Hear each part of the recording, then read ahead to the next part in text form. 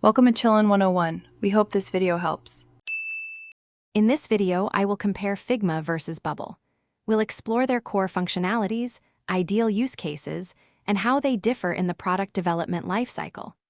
Understanding these distinctions is crucial for selecting the most appropriate tool for your project, whether you're focusing on design or building a fully functional web application.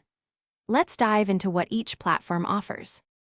Figma shines as a collaborative design tool, enabling multiple team members to work on user interfaces and prototypes simultaneously. Its robust vector editing, auto layout, and design system features empower designers to create high-fidelity mockups.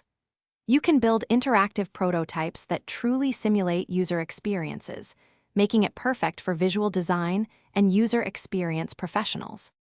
Bubble, on the other hand, is a powerful no-code platform for building complete web applications.